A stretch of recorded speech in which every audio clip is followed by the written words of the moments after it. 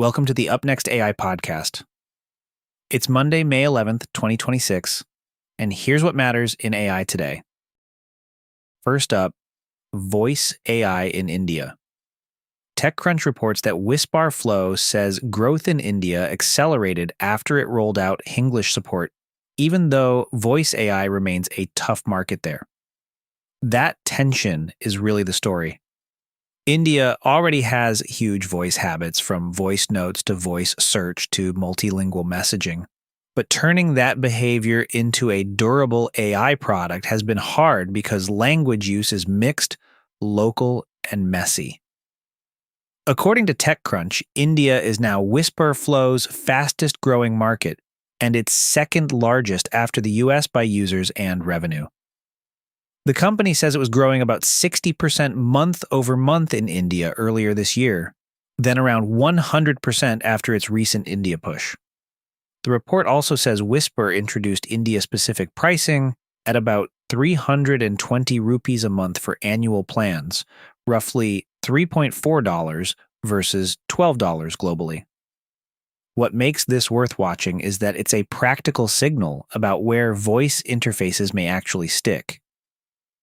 Wispr says usage is spreading beyond managers and engineers to students and older users, with more activity in personal apps like messaging and social media. At the same time, the market is still early. TechCrunch notes that voice AI in India remains fragmented, and sensor tower data in the report suggests installs and revenue still don't line up neatly. So the takeaway here is not that India voice AI is solved. It's that one startup is seeing enough traction, especially with mixed language support, to treat India as a serious growth market rather than just a localization checkbox. For our second story, a strong second act because it sits underneath a lot of the AI build-out story. Power infrastructure. Microsoft Research has released an open dataset of approximate U.S. transmission grid topology derived from public data. The point is to make transmission-level power grid analysis more accessible without relying on restricted infrastructure datasets. According to Microsoft Research, the dataset spans 48 states and includes models ranging from small systems to a full Eastern interconnection network, AEBs, with 21,697 buses. The company says the models support alternating current optimal power flow analysis, which means researchers can run physics-based studies of congestion, capacity, and demand siting on something much closer to a real grid than the usual toy examples. The bigger significance is straightforward. AI data centers, electrification, renewables, and extreme weather are all putting more pressure on grid planning. Microsoft argues that a lack of realistic shareable grid models has slowed both research and practical planning because access to detailed transmission data is usually restricted. This release is meant to lower that barrier. Microsoft's examples make the case pretty clearly. In one Massachusetts scenario, adding hypothetical high-temperature superconducting links reduced line loading and, in the company's analysis, dropped an energy price from $22.7 per megawatt hour to $13.1. In another example, placing a hypothetical 500 megawatt data center at one Maryland site created a thermal overload, while another plausible site could absorb the load without violating line limits. These are modeled scenarios, not operational forecasts, and Microsoft is explicit that the dataset is not an exact replica of the live grid. But as a research tool, it's a meaningful one. If AI keeps driving data center demand, tools that help planners ask where new load can go and what upgrades matter most become part of the AI story too. Now to the research pick.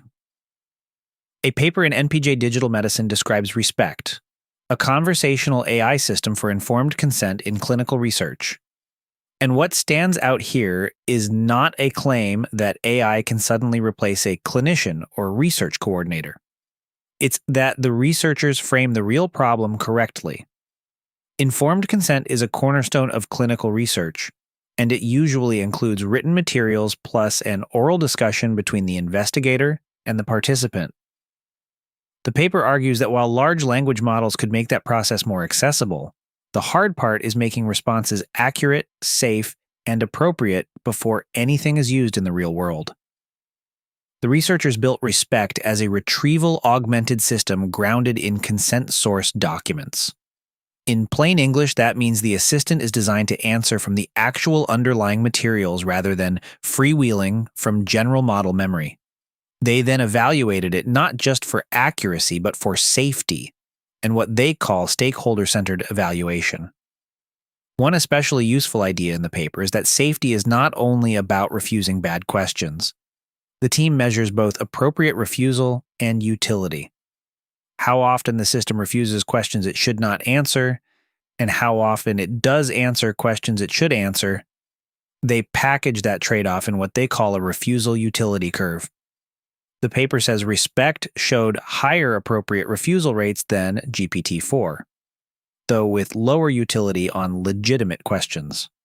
That is a very recognizable trade-off in high-stakes AI. Safer systems can become less helpful. More helpful systems can become riskier. Bottom line, if AI is going to be used in sensitive medical conversations, fluency is the easy part. The real standard is whether the system is grounded, accurate, safe, and acceptable to the people who have to trust it. Are you building apps with voice? Elevate your app's voice capabilities with 11 Labs. Their API is a game changer for embedding dynamic, responsive voice interactions in your applications, providing unprecedented realism, flexibility, and latency. In fact, you're listening to one of their voices right now. If you are a developer looking to elevate user experience with natural voice interfaces, this is your solution. Visit upnext.fm/11 to check out their latest offerings. OpenAI has published a guide on how enterprises are scaling AI. The company's framing is that the move from pilots to real deployment depends on trust, governance, workflow design, and quality at scale. That's less a product launch than a maturity signal. The conversation is shifting from can we try AI to how do we run it reliably across the business. OpenAI also published a look at running Codex safely. The company says that setup includes sandboxing, approvals, network policies, and agent-native telemetry.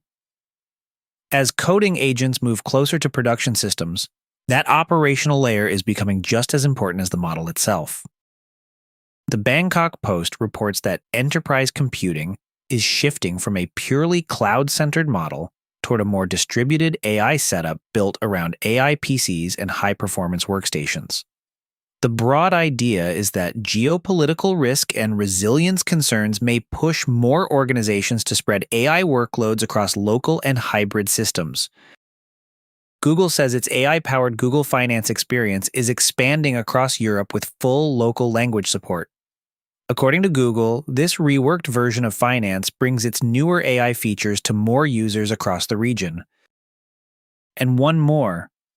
A PR Newswire item carried by the Manila Times says Eclictech is pitching an engineering approach to agentic AI focused on operational reliability, arguing that the challenge is no longer just building smarter systems, but making them work safely and consistently in production. Early stage claim, but it lines up with the wider shift we're seeing toward reliability over raw model demos. Before we wrap up, a quick note. This podcast is generated with the assistance of AI and is intended for informational purposes only. All referenced articles, research, and commentary remain the property of their original authors and publishers. And that's your briefing for today. Full source links are in the episode notes, and we'll be back tomorrow with What's Up Next.